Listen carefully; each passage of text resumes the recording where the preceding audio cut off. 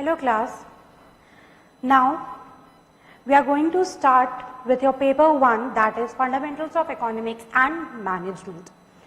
I will be dealing with your management portion, that is section B. I think you have been given a brief idea कि आपका ये paper जो है वो एक written examination है 3 घंटे का, जहाँ पे जो आपका पेपर है उसका 50 पोर्शन है आपके इकोनॉमिक्स के लिए एंड रिमेनिंग 50 पोर्शन है आपके मैनेजमेंट के लिए. So in today's class will be starting with the first chapter of your section B, that is management process. सबसे पहले I would like to know कि आप मैनेजमेंट से क्या समझते हैं. मैनेजमेंट वर्ड सुनते ही आपके दिमाग में क्या आता है? यस, ओके, चीजों को हैंडल करना, करेक्ट. और कुछ? यस, दूसरों से अपना काम निकलवाना, करेक्ट. इट इज नॉट दूसरों से अपना काम निकलवाना, it is basically to get work done through others, यानी कि अपना काम दूसरों से करवाना. काम निकलवाना इज समथिंग एल्स एंड काम करवाना इज समथिंग एल्स. ठीक है. सो मैनेजमेंट बेसिकली क्या है? ये एक टेक्निक है या एक प्रोसेस है जिसके थ्रू आप दूसरों से काम कराते हो. ठीक है. The person who does the work of management is called the manager. ठीक है. There are many definitions given as to Aga Hassan Abedi gave a definition. The conventional definition of management is getting work done through people, but real management is developing people through work. Conventional management क्या है? लोगों से काम करवाना. But real management क्या है? लोगों को डेवलप करना काम के थ्रू. ठीक है. इसके बाद और भी ये डेफिनेशंस आए, जैसे Higgs gave a definition has to the process of getting things done by and through others. Then we have Massey defines management as the process by which cooperative group directs actions toward common goals. This process involves techniques by which a distinguishable group of people, that is managers, coordinates activities of other people. Managers seldom actually perform the activities themselves. Coons and O'Donnell state that management means getting things done through and with people. Now, हमने जितनी भी अभी तक definitions देखी, we just saw that it talks about two things. One is people and second is work. सब definitions ने management को link किया है पीपल एंड वर्क के साथ. दैट इज मैनेजमेंट है लोगों से अपना काम करवाना. So we may define management as a process by which a group of people, that is managers in an organization, get things done through and with the help of people. आज आपके school का ही एक example ले लेते हैं. वहां पे भी एक मैनेजमेंट टीम होती है. आपका गार्डनर, स्कूल प्यून, आपके रिसेप्शनिस्ट, फीस कलेक्टर, ठीक है, टीचर्स को मैनेज करना, उनके पीरियड्स डिसाइड करना, ये सब क्या है? ये सब मैनेजमेंट के अंडर आता है. So management is a technique or a process through which a group or a person known as manager gets the work done. Now, he gets the work done from whom? Correct, from people. ठीक है. Apart from this, management का 2 period था. हम management को study करते हैं 2 phases में. एक हमारा अर्ली फेज ऑफ मैनेजमेंट था एंड एक हमारा मॉडर्न फेज ऑफ मैनेजमेंट है. अर्ली मैनेजमेंट अप्रोच में क्या होता था? हम सिर्फ साइंटिफिक मैनेजमेंट देखते थे, हम एडमिनिस्ट्रेटिव मैनेजमेंट थ्योरी देखते थे एंड हम एचआर पे फोकस करते थे. ठीक है. Early management approaches are represented by scientific management, administrative management theory and human relation movement. Whereas modern management जो है वो सिर्फ इतने तक सीमित नहीं है. That is not limited only to these three fields. Scientific management है, administrative theory है, इसके अलावा system approach and contingency approach होती है. ठीक है. सो जैसे जैसे टाइम बीतता गया वैसे वैसे मैनेजमेंट ने और भी चीजों को इन्वॉल्व किया.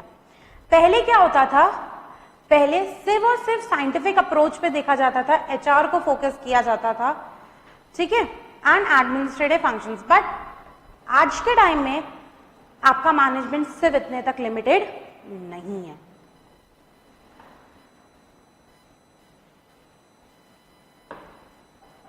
कोई ऐसी डेफिनेशन जो मैंने अभी तक पढ़ी किसी को समझ में ना आई हो, चाहे वो कून्स की थी, हिक्स की थी, मेसी की थी, किसी की भी डेफिनेशन जो आपको समझ में ना आई हो.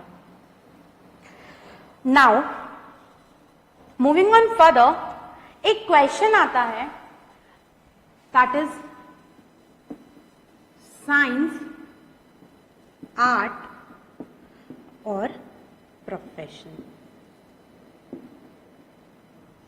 पता है ये आप बहुत छोटे से पढ़ते आ रहे हो.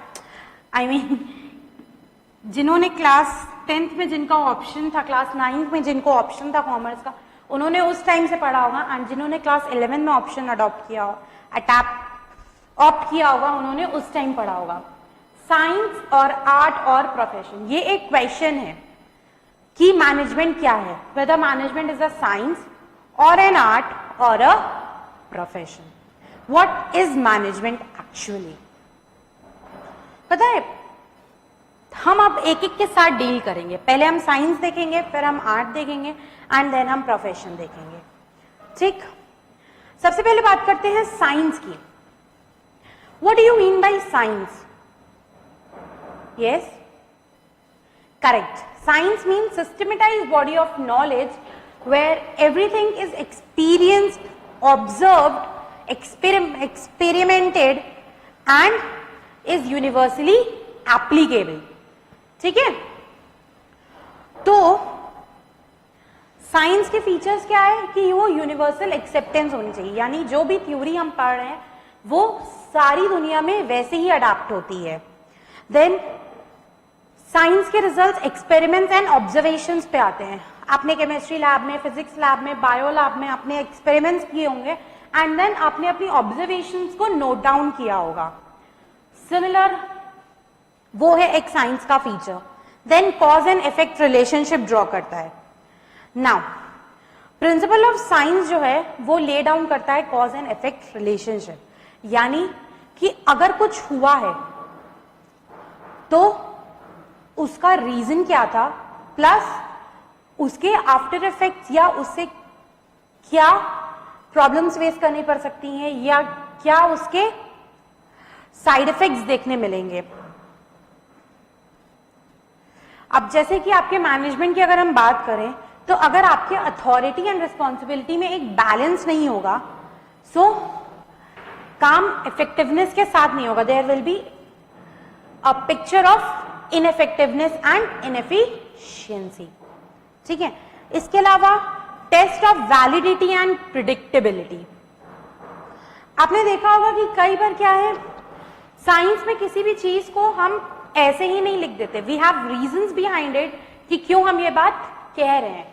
ये चीज कैसे आती है? Through test. सो मैनेजमेंट क्या है, वो इन चारों ही फीचर्स को कंसिस्ट करता है, यानी कि मैनेजमेंट में पढ़ी हुई हर एक चीज वो यूनिवर्सली एप्लीकेबल होती है. आप देखोगे कि एक सिमिलर टाइप ऑफ इंडस्ट्री में जो मैनेजमेंट रूल्स फॉलो हो रहे हैं वही दूसरी सेम इंडस्ट्री में फॉलो होंगे. ठीक है. बट डिफर आता है जब इंडस्ट्री टू इंडस्ट्री डिफर करते हैं, दैट इज जब उनके कैरेक्टरिस्टिक्स सेम नहीं होते हैं. But till also universally applied principles होते हैं। मैनेजमेंट में हम जो कुछ पढ़ते हैं वो उसी तरह से अप्लाइड होते हैं पूरे यूनिवर्स में। इसके बाद एक्सपेरिमेंट्स एंड ऑब्जर्वेशंस पे है। क्या होता है, हम एक रेम्यूनरेशन, फॉर एग्जांपल मैनेजमेंट में एक रेम्यूनरेशन डिसाइड किया अपने एम्प्लॉइज के लिए, ठीक है, वो उस रेम्यूनरेशन को देती है और देखती है कि क्या उसके काम के अकॉर्डिंग वो रेम्यूनरेशन सही है या नहीं। इफ वो salary is not fit according to his job तो वो उसे चेंज करती है। तो वो एक्सपेरिमेंट करती हैं, वो ऑब्जर्वेशंस करती हैं एंड देन वो कंक्लूजन ड्रॉ करते हैं। इसके बाद कॉज एंड इफेक्ट रिलेशनशिप, इसका मैंने बताया ही कि अगर सपोज अथॉरिटी एंड रिस्पॉन्सिबिलिटी में बैलेंस नहीं होगा तो इनइफेक्टिवनेस दिखेगी। Then the test of validity and predictability. आपने हेनरी फ्योल के प्रिंसिपल्स पढ़े होंगे, उसमें कई सारे प्रिंसिपल्स थे, ठीक है। हर उस प्रिंसिपल को टेस्ट करके हम प्रूव कर सकते हैं कि that person has given true principles. For example आपका एक प्रिंसिपल था unity of command. What was that? Yes, correct. Unity of command था वन हेड एंड वन सब head, that is one superior and one subordinate. आप suppose experiment कर सकते हो, आप एक सुपीरियर को एक बॉस देते हो और वहीं एक सुपीरियर, सॉरी, आप एक सबऑर्डिनेट को एक सुपीरियर देते हो और वहीं दूसरी तरफ एक दूसरे सबऑर्डिनेट को दो सुपीरियर्स देते हो, ठीक है। So you will be seeing sorry कि single superior and single subordinate वाला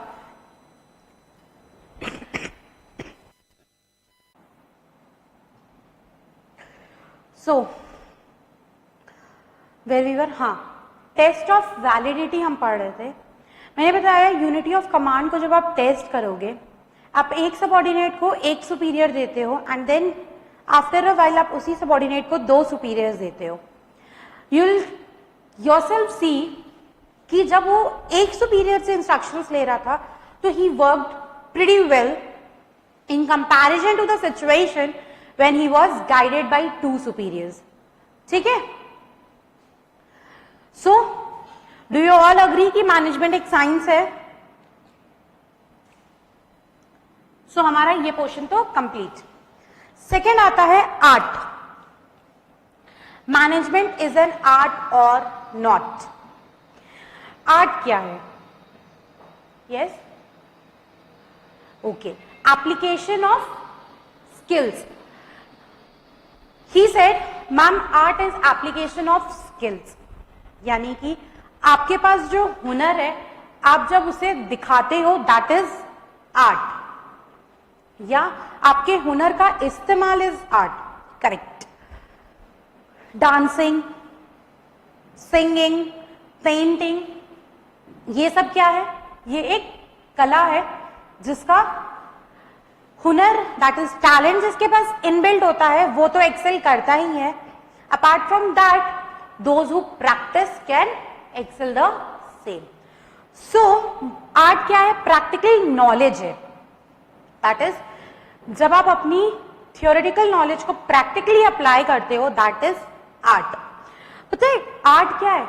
वो किस खूबसूरती से, किस अट्रैक्टिवनेस के साथ आप अपने काम को प्रेजेंट करते हो, दैट इज आर्ट, ना कि सिर्फ आपके इनबिल्ट स्किल्स।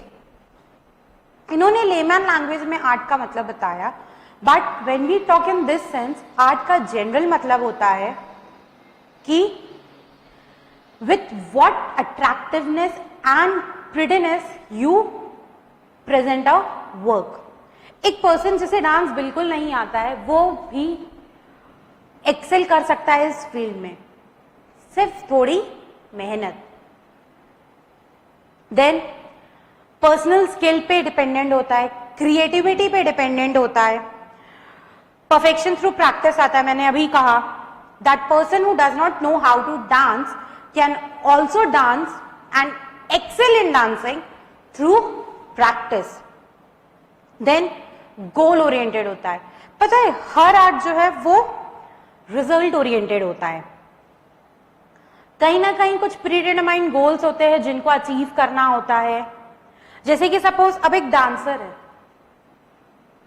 ठीक है, वो किसी कंपटीशन में पार्ट लेता है, वो अपनी डांसिंग स्किल्स इंप्रूव कर रहा है, सो उसका गोल क्या है, उस कंपटीशन को जीतना। जनरली अगर वो डांस करता है तो उसका गोल क्या है, मे बी उसने एक डांसिंग स्कूल खोल रखा है तो उसका गोल है इनकम अर्न करना या अपनी कला को दूसरों तक पहुंचाना, दूसरों को उसमें माहिर करना, ठीक है। सो क्या मैनेजमेंट एक आर्ट है? क्या मैनेजमेंट में ये सारे आर्ट के फीचर्स हैं? करेक्ट, मैनेजमेंट में ये सारे आर्ट के फीचर्स है। यानी कि जब एक मैनेजर, जब एक पर्सन थियोरेटिकल नॉलेज ले लेता है, बुकिश लैंग्वेज में सब सीख लेता है, so the next step comes is उसे अप्लाई करना। वो किस खूबसूरती के साथ, वो किस एफिशिएंसी के साथ अपनी उस नॉलेज को अप्लाई करता है, that is art. Goal oriented होता है, उसका रिजल्ट क्या होता है, काम को अचीव करना, गोल्स को, ऑर्गेनाइजेशनल गोल्स को अचीव करना, ठीक है। इसके बाद क्रिएटिव, कहीं ना कहीं उसे अपनी पर्सनल, सिर्फ वो बुकिश नॉलेज अप्लाई नहीं कर सकता है, कहीं ना कहीं किसी ना किसी सिचुएशन में उसे अपनी पर्सनल स्किल्स दिखानी होती है, उसे क्रिएटिविटी दिखानी होती है कि वो कितना क्रिएटिव है। And correct, perfection comes only through practice. So management एक आर्ट भी है। सो if anyone asks you that whether management is a science or art, what will you say? Correct, management is an art as well as science, or management is a science as well as an art, ठीक है। Last है हमारा profession. Now what is profession? Yes,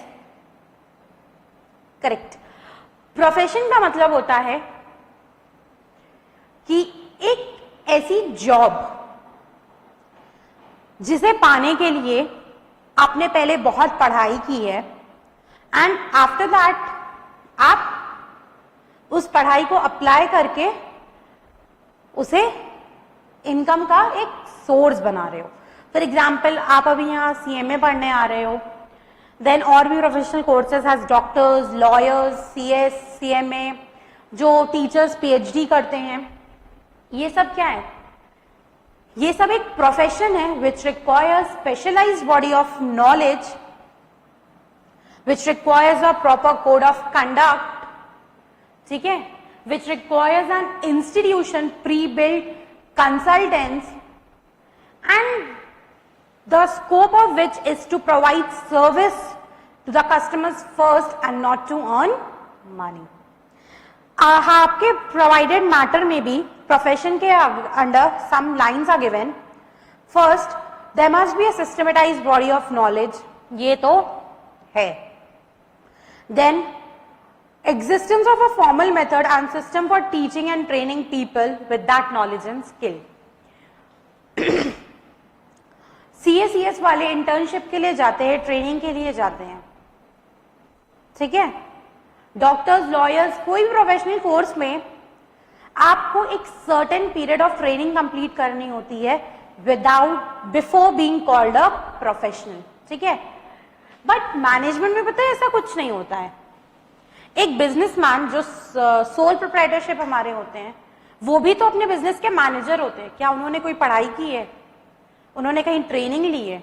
नहीं, but still they will be called managers, क्योंकि वो अपने business को manage करते हैं, वो अपनी बिजनेस की हर एक एक्टिविटी को कोऑर्डिनेट करते हैं, हर एक एक्टिविटी को देखते हैं, ठीक है।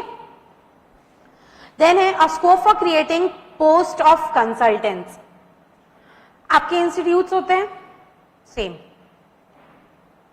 मैनेजमेंट का कोई इंस्टीट्यूट सुना है? नहीं ना? So this doesn't comes under formation of an association by such consultants. Then code of conduct, management का हाथ सच अभी कोई कोड ऑफ कंडक्ट भी नहीं है। Then readiness to respond to the needs of man. पता है मैनेजमेंट क्या है, कस्टमर नीड्स से ज्यादा अपनी ऑर्गेनाइजेशनल नीड्स को रेडीनेस दिखाता है.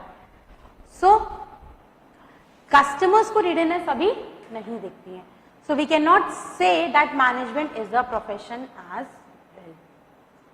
पता है इसको थोड़ा थोड़ा फीचर्स प्रोफेशन का इसका मैनेजमेंट में है, बट पूरी तरह से अभी मैनेजमेंट एक प्रोफेशन नहीं बना है.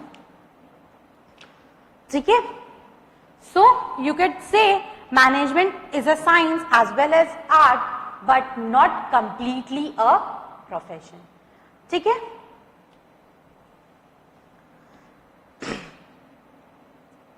Any doubt? Okay, so let's move on. Now we'll be dealing with the principles of two renowned economists, one being your Taylor and second being your Fayol.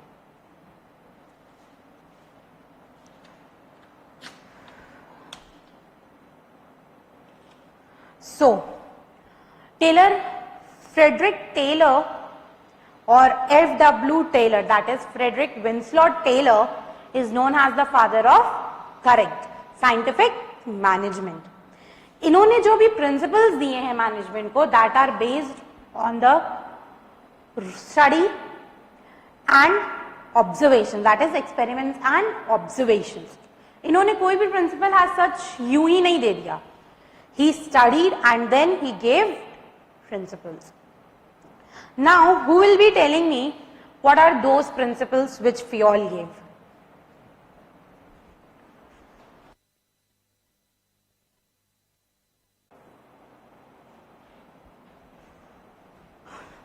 So, who will be telling me the four principles which Taylor gave? Yes? Okay, the first one is harmony, not discord. What does it mean? Correct. Harmony not discord means कि आपका working environment should be peaceful. ठीक है, वहां पे लड़ाई झगड़े नहीं होने चाहिए. एक peaceful environment होना चाहिए जहां पे employees अच्छे से काम कर सके. ठीक है. Next, करके science not rule of thumb. Science not rule of thumb क्या था कि हमें एक रूटीन नेचर में नहीं चलना चाहिए कि एक बार जो चीज सेट हो चुकी है वो उसी तरीके से चलेगी. हमें एक्सपेरिमेंट्स करने चाहिए and time to time routines को चेंज करना चाहिए ताकि एनवायरमेंट फ्लेक्सिबल रहे. Next, correct, cooperation not individualism. यानी कि पता है जब आप एक संस्था में काम करते हो, that is if you work in an organisation, या आप कहीं भी ऐसी जगह काम करते हो जहां एक सिंगल पर्सन ऑपरेशन नहीं है, there you need to step up and think wide. यानी कि आपको पूरे ऑर्गेनाइजेशन का सोच के चलना है एंड ना कि सिर्फ और सिर्फ अपना. सो आपको टीम वर्क करना होगा, आपको सबके साथ कोऑपरेट करना होगा, सबके गोल्स को साथ लेके चलना होगा. आप अपने गोल्स को ऊपर नहीं रख सकते. And yes, correct, development of each and every person. हर एम्प्लॉय जो कि आपके ऑर्गेनाइजेशन में काम कर रहा है उसका टाइम टू टाइम डेवलपमेंट होनी चाहिए, उसकी टाइम टू टाइम इंप्रूवमेंट होना चाहिए. ठीक है. So these were the principles given by Frederick Taylor. अच्छा, such a mental revolution has the following objectives in review. First, rule of thumb to be replaced by rule of science to improve the standard of performance.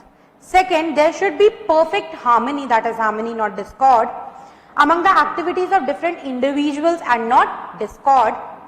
Third, an atmosphere of perfect cooperation among different workers has to be created for mutual interest, sublimating personal interest. Fourth, production has to be maximized and not restricted output. ठीक है, maximum not restricted output. Next, there should be encouragement to greatest efficiency and prosperity of every individual, both employer and employees. That is development. आपने मेरे को 4 बताया था. The fifth one we got is maximum not restricted output. Next, proper selection and training of workers, that is training. Last, equitable division of work and responsibility between management and employees, that is division of work. ठीक है, इसके बाद पता है कोई भी नई चीज इवॉल्व होती है तो जरूर पिछली वाली भी कोई चीज बुराई होगी, तभी हम नई चीज को डेवलप कर रहे हैं या हम नई चीज को अपनाते हैं. ठीक है, जनरल लाइफ में आपकी बात ले लो ना, आप सपोज अपनी पेन की कंपनी चेंज करते हो. ठीक है, क्यों? क्योंकि आप उस पेन से आपको अच्छी ग्रिप नहीं मिल रही है या आपका पर्पस सॉल्व नहीं हो रहा है, आपकी राइटिंग अच्छी नहीं बन रही है या जो भी, आप उस पेन से सैटिस्फाइड नहीं हो, इसलिए आप दूसरी कंपनी को स्विच करते हो. सिमिलरली मे बी टेलर के प्रिंसिपल्स की जगह हमने फियोल के प्रिंसिपल्स पढ़ना शुरू किया तो कहीं ना कहीं टेलर के कुछ क्रिटिसिजम्स रहे होंगे, टेलर के प्रिंसिपल्स में कुछ कमियां रही होंगी. सो लेट्स सी क्या कमियां थी. ये सिर्फ फैक्ट्री मैनेजमेंट के साथ डील करता था. सेपरेशन थी प्लानिंग एंड डूइंग की, यानी कि कोई तालमेल नहीं था उसके प्लान्स में एंड एक्चुअल वर्क में. ज्यादातर जोर जो है ये इंजीनियरिंग साइड पे देता था, ना कि ह्यूमन एस्पेक्ट पे. जबकि एक कंपनी को रन करने के लिए एम्प्लॉइज जो आपके लेबर फोर्स है उन पे ज्यादा ध्यान देना होता है. Then it is doubtful whether standard of work can be really measured. Then it created conditions of industrial autocracy. Moreover, it is not really scientific management but scientific approach to management. ठीक है? So यही सब कुछ criticisms थे और आपके material में listed हैं. You could go through them. So इन सब क्रिटिसिजम्स की वजह से आए फियोल के principles. He gave 14 principles of management. Let's go through them one by one. First one is division of work, यानी कि काम को बांट के करना. Second is authority and responsibility.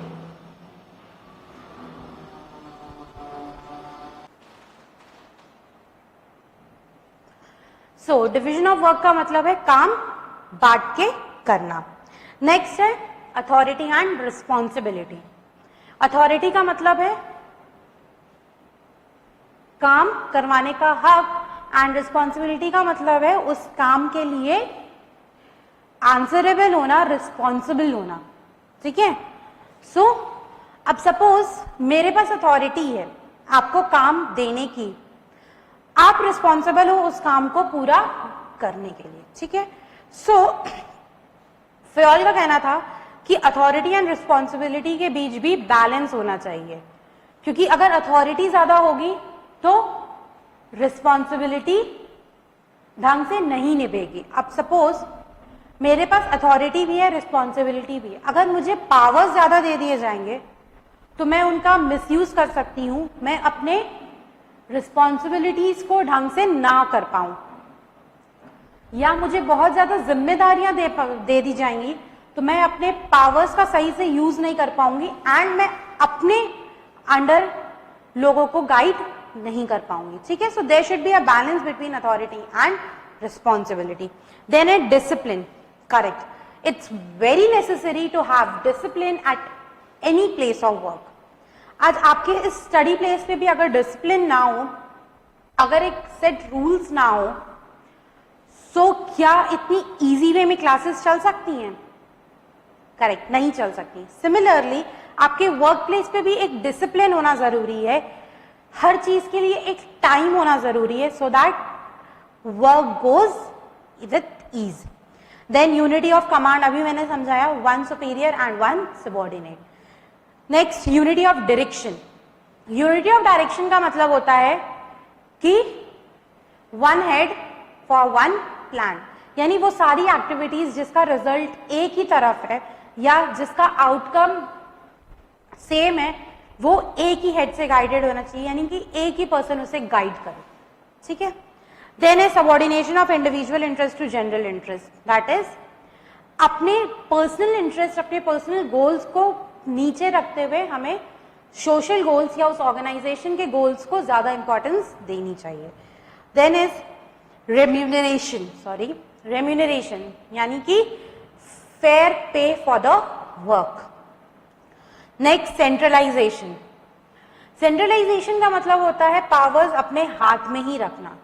जो टॉप मैनेजमेंट होती है जब वो पावर्स अपने हाथ में ही रखती है हर चीज के, तो उसे सेंट्रलाइजेशन कहते हैं. दैट इज जब वो कंट्रोल सिर्फ अपने पास रखना चाहती है, बट जब वो कंट्रोल्स को डिस्ट्रीब्यूट कर देती है अपने एम्प्लॉयज, अपने ट्रस्टेड एम्प्लॉयज में पावर्स बांटती है अपने, ताकि वो और इंपॉर्टेंट डिसीजंस ले सके, सो इसे हम कहते हैं डिसेंट्रलाइजेशन. अथॉरिटी एंड रिस्पॉन्सिबिलिटी की तरह इसके बीच भी प्रॉपर बैलेंस होना चाहिए. यानी कि मैनेजर को पता होना चाहिए कि उसे कितने पावर्स को सेंट्रलाइज करना है, किन पावर्स को वो डिसेंट्रलाइज कर सकता है. देन स्केलर चेन यानी कि a formal setup of communication flow. यानी कि अगर सपोज मुझ तक कोई बात पहुंचनी है, ठीक है, या ऑर्गेनाइजेशन के टॉप मैनेजमेंट तक कोई बात पहुंचनी है, तो कोई भी एम्प्लॉय या कोई भी लेबर क्लास का वर्कर सीधा उठ के टॉप मैनेजमेंट के पास नहीं जा सकता. He'll have to follow a chain of command, यानी कि वो लेबर पर्सन अपने सुपीरियर को बताएगा, वो सुपीरियर पर्सन अपने सुपीरियर पर्सन को बताएगा, एंड इस तरह बात टॉप मैनेजमेंट तक पहुंचेगी. इसी में आता है एक आपका ग्रेप वाइन, यानी कि जब आप फॉर्मल चेन ऑफ कम्युनिकेशन को फॉलो ना करके जब आप सीधा जंप करते हो. ये एक सिचुएशन आती है इमरजेंसी के केस में, ठीक है. इसके बाद है order. That is in an organisation there should be a place for everything and every person should be in its place, और there should be a place for everything and everything should be in its right place. Then equity यानी कि you should treat each and every employee of your organization equally. There should not be difference in rules or priority for your employees. जैसे कि कई बार क्या होता है, favouritism के basis पे आप एम्प्लॉइज को सेलेक्ट करते हो इररिस्पेक्टिव ऑफ द फैक्ट कि वो एम्प्लॉय सूटेबल है कि नहीं उस पोस्ट के लिए. So this is what, this is not justice. तो फ्योल कहता है कि इक्विटी होनी चाहिए हर चीज में. Then stability of tenure. पता है stability of tenure is labour turnover. हर ऑर्गेनाइजेशन को ये कोशिश करनी चाहिए कि वो अपने एम्प्लॉइज को रिटेन कर सके, वो अपने एम्प्लॉइज को काम में बनाए रख सके, लेबर टर्नओवर को वो रिड्यूस कर सके. Then initiative.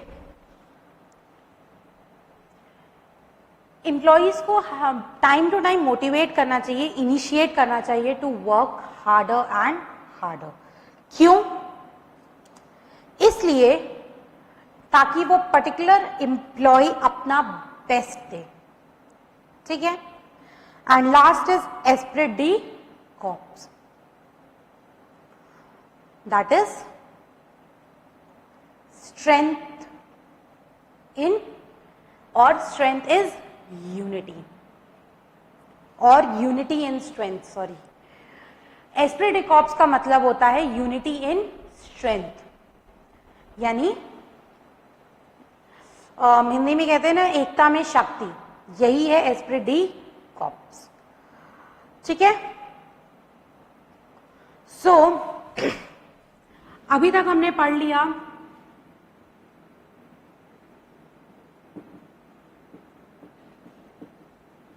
साइंस, आर्ट और प्रोफेशन. फिर हमने फ्योल का पढ़ा, टेलर का पढ़ा.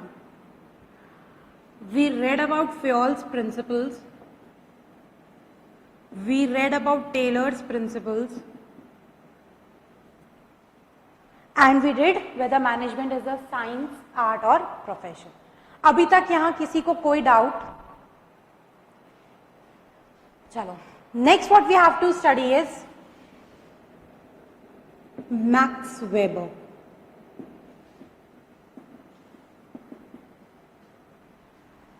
प्रिंसिपल्स। मैक्स वेबर ने ब्यूरोक्रेटिक मैनेजमेंट दिया था। पता है ब्यूरोक्रेसी क्या है? एक highly structured, formalised and impersonal organisation है। ये एक जर्मन साइंटिस्ट है जिन्होंने इस मैनेजमेंट का कंसेप्ट लाया था।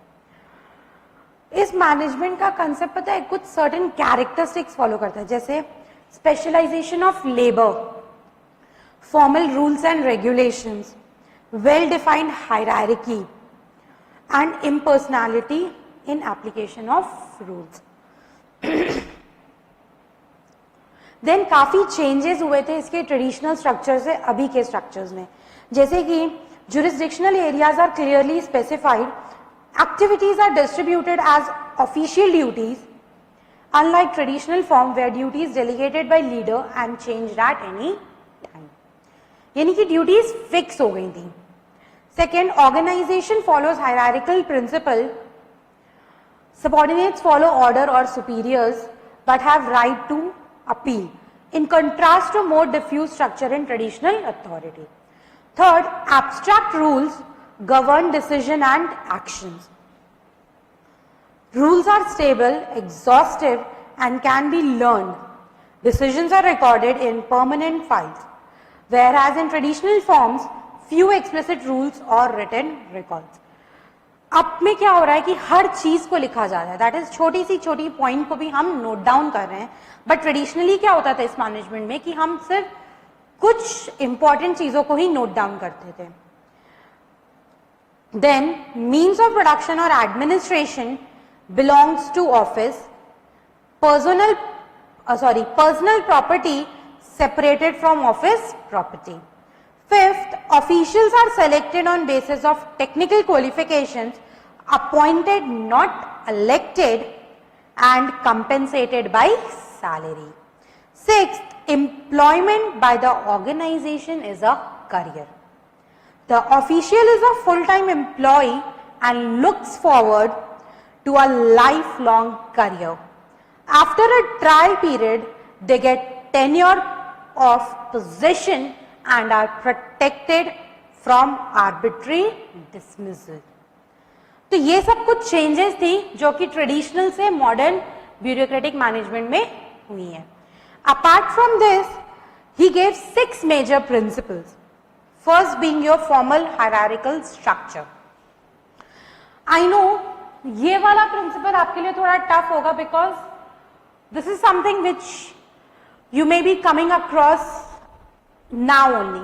आपने टेलर फ्योल का अपने स्कूल टाइम में पढ़ा होगा, बट मैक्स वेबर का प्रिंसिपल आपने अभी पढ़ा होगा। So give it a focus and try to learn, try to understand. कुछ नहीं है, it's just the same. The only thing you have to do is pay little attention. So क्या मैं कह रही हूं, just listen. A formal hierarchical structure, एक proper flow, एक प्रॉपर चैनल सेट था जिसके थ्रू चीजें फ्लो होंगी, ठीक है। Each level controls the level below and is controlled by the upper level, ठीक है। So formal hierarchy was maintained. Second, management by rules. क्या होता था, यहां प्रॉपर रूल्स के थ्रू मैनेजमेंट होता था। It allows decision made at high levels to be executed consistently by all lower levels. Then organization by functional speciality. यहाँ पे काम पता है स्पेशलिस्ट करते थे, जो एक्सपर्ट्स होते थे काम उनके थ्रू होता था, एंड पीपल जो है ऑर्गेनाइज्ड होते थे छोटे छोटे ग्रुप्स में based on the type of work और skill they possess. Then an up focused और इन फोकस्ड मिशन.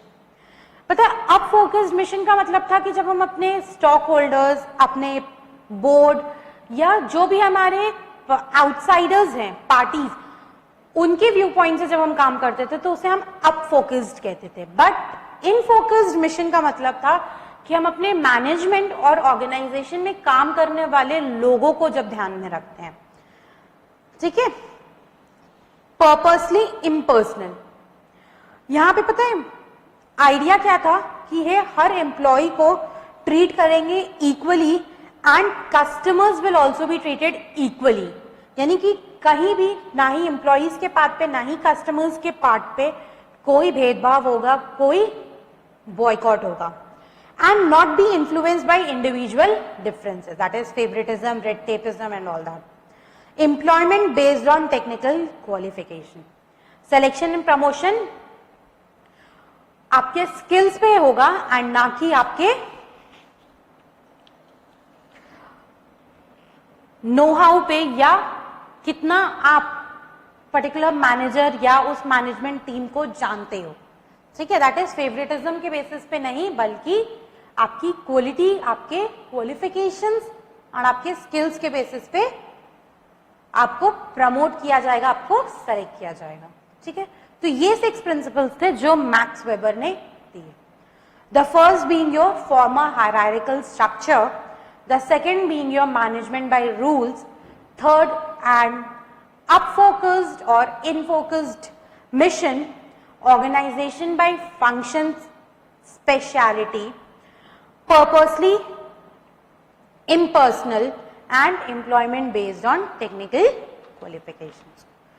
फिर इसके बाद इसके भी कुछ criticisms थे, जैसे कि कोऑर्डिनेशन एंड कम्युनिकेशन में बहुत डिफिकल्टी आ रही थी, ह्यूमन रिसोर्स के लिए लिमिटेड स्कोप था, फिर बहुत ज्यादा एम्फेसिस था रूल्स एंड रेगुलेशंस पे, जिसकी वजह से आपका कंट्रोल, ऑर्गेनाइजेशन का ऑपरेशन इनफ्लेक्सिबल एंड रिजिड हो गया था. Then bureaucracy involves a lot of paper work, this results in lot of wastage of time, effort and money. Correct, हमने चेंजेस में पढ़ा कि पहले क्या था कि छोटी छोटी जो मेन इंपॉर्टेंट चीजें होती थी उनको नोट किया जाता था, बट आज के टाइम में ब्यूरोक्रेटिक मैनेजमेंट में हम हर एक चीज को नोट करते हैं, वेदर स्मॉल और बिग. इसके बाद है अननेसेसरी डिले था डिसीजन मेकिंग में. करेक्ट, आप अगर हर चीज को नोट करोगे देन एक प्रॉपर हायरार्की के थ्रू हर चीज चलनी है तो डिले इन एवरी ऑपरेशन होगा. No importance is given to informal groups. Nowadays informal groups play an important role in all business organisation. ना इनफॉर्मल ग्रुप्स का मतलब क्या है, जो टी ब्रेक, लंच ब्रेक्स आपको मिलते थे, जिस बीच आप दूसरे एम्प्लॉइज के साथ कम्युनिकेट करके एक इनफॉर्मल रिलेशन क्रिएट कर सकते थे, वो ब्यूरोक्रेटिक मैनेजमेंट में फोकस नहीं किया जाता. सो these were all the criticisms of max Weber's bureaucratic management. ठीक है, so this was all about management introduction. We did 4 topics today. Do you have any doubt in any topic? Because of इसके बाद मैं class में कोई भी आपके doubts clear नहीं करूंगी. You could contact me after the class or before the class, but within the class अब मैं इन 4 टॉपिक्स को I'm not gonna revise it out. इसलिए you go through the topic and see आपको कोई भी doubt है कहीं भी.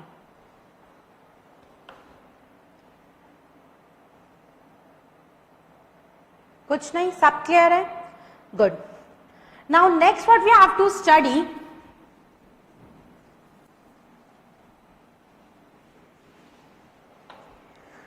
Is the functions of management.